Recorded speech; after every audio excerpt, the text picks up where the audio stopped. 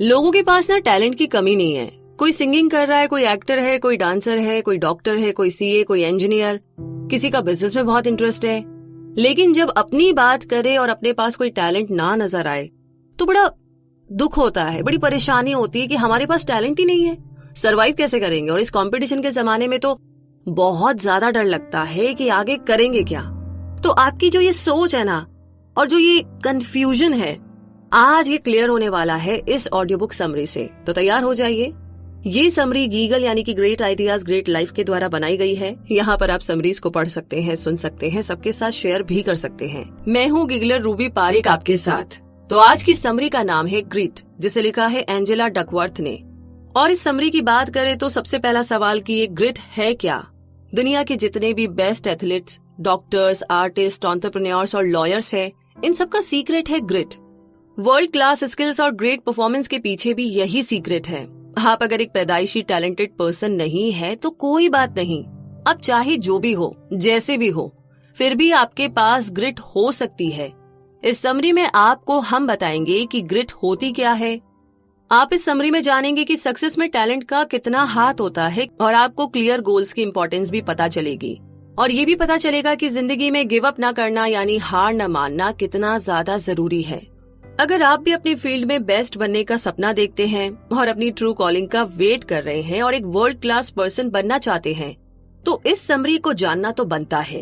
तो आइए इस जर्नी को शुरू करते हैं और सबसे पहले बात करते हैं शोइंग अप।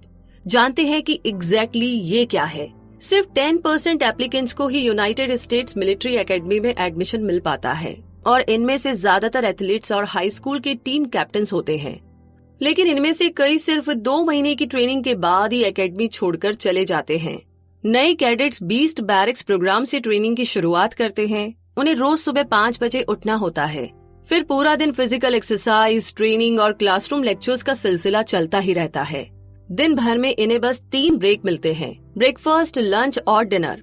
रात को ठीक 10 बजे ये सोने चले जाते हैं। तो ये इनका डेली रूटीन है, दिन रात सेम चीज करना। इनके लिए कोई वीकेंड्स, कोई छुट्टी नहीं होती है, और खाने के अलावा कोई और ब्रेक भी नहीं मिलता है। इन न्यू कैडेट्स को बाहरी लोगों के साथ मिलने की परमिशन नहीं होती। बीस्ट बैरिक्स की ट्रेनिंग कैडेट्स को फिजिकली ही नहीं बल्कि मेंटली और इमोशनली भी ट्रेन करती है, इन्हें स्ट्रांग बना देती है। और यही मिलिट्री ट्रेनिंग का मतलब होता है, सोल्जर्स को इतना स्ट्रांग बना देना कि वो फ्यूचर में आने वाले चैलेंजेस का सामना कर सके। दरअसल इस ट्रेनिंग के जरिए यूएस आर्मी ये श्योर कर लेती है कि कौन गिव अप करेगा और कौन ट्रेनिंग को पूरी करके ग्रेजुएट बनेगा। कई साइकोलॉजिस्ट की मदद से कैडेट्स के लिए टेस्ट क्रिएट किए जाते हैं, जिससे ये पता चल सके कि किसके अंदर क्या क्वालिटी है और इनमें से कौन ट्रेनिंग में टिक पाएगा। लेकिन कोई भी साइकोलॉजिस्ट ऐसा कोई परफेक्ट टेस्ट क्रिएट नहीं कर पाया है। कई बार तो मोस्ट इंटेलिजेंट और एथलेटिक टाइप के कैडेट्स भी ट्रेनिंग के बीच से ही चले जाते हैं। इतनी हार्ड और इंटेंस ट्रेनिंग पूरी करना सबके बस की बात नहीं है। यहाँ तक कि बेस्ट अचीवर्स भी हार मान लेते हैं। तो उन कैडेट्स में ऐसी कौन सी क्वालिटी होती है जो ये 4 साल का ट्रेनिंग प्रोग्राम कंप्लीट कर लेते हैं? अगर ये उनका इंटेलिजेंस या टैलेंट नहीं है तो फिर क्या सीक्रेट है? मिलिट्री एकेडमी के ट्रेनर्स में से एक माइक मैथ्यूज भी है और उन्होंने यहीं से ग्रेजुएशन की है। उनका कहना है कि जैसे ही एडमिशन होता है, न्यू कैडेट से ऐसी चीजें करवाई जाती है जो उन्होंने पहले कभी नहीं की होती। माइक को याद है कि जब वो भी कैडेट थे, बैरिक्स ट्रेनिंग के सिर्फ 2 हफ्तों के अंदर वो भी बाकी क्लासमेट्स की तरह फ्रस्ट्रेटेड और टायर्ड फील करने लगे थे। उनमें से कुछ तो पहले ही ट्रेनिंग छोड़कर जा चुके थे, लेकिन माइक ने ऐसा नहीं किया। माइक बताते हैं कि उनके क्लासमेट्स कमजोर नहीं थे, बल्कि वो काफी स्ट्रॉन्ग, स्मार्ट और एक्टिव लोग थे। लेकिन मिलिट्री एकेडमी में इसके अलावा भी एक चीज बहुत मैटर करती है, और वो है कभी गिव अप ना करना। ऑथर एंजेला डकवर्थ ने मेडिसिन, बिजनेस, लॉ, आर्ट और स्पोर्ट्स की फील्ड के मोस्ट सक्सेसफुल लोगों का इंटरव्यू लिया है। उन्होंने उनसे पूछा कि वो कौन सी क्वालिटीज है जो हमें सक्सेसफुल बनाती है। ऐसा क्या है जो एक्स्ट्रा ऑर्डिनरी लोगों को बाकियों से अलग बनाता है? तो एंजेला ने देखा कि ऐसे कई सारे टैलेंटेड लोग हैं जो अपने करियर में बेस्ट बनने से पहले फेल हो चुके थे। एंजेला ने ये भी ऑब्जर्व किया कि ज्यादातर सक्सेसफुल लोगों की 2 कॉमन क्वालिटीज होती है। पहली तो ये कि वो फेल होने के बाद भी गिव अप नहीं करते हैं, यानी आसानी से हार नहीं मानते। ये लोग अपनी स्किल्स को इम्प्रूव करते रहते हैं। जैसे कि एक राइटर जो स्टार्टिंग में कुछ खास नहीं लिखता था, उसकी स्टोरीज मेलोड्रामेटिक और बोरिंग लगती थी, मगर उसने लिखना नहीं छोड़ा और अपने काम में सुधार करता चला गया।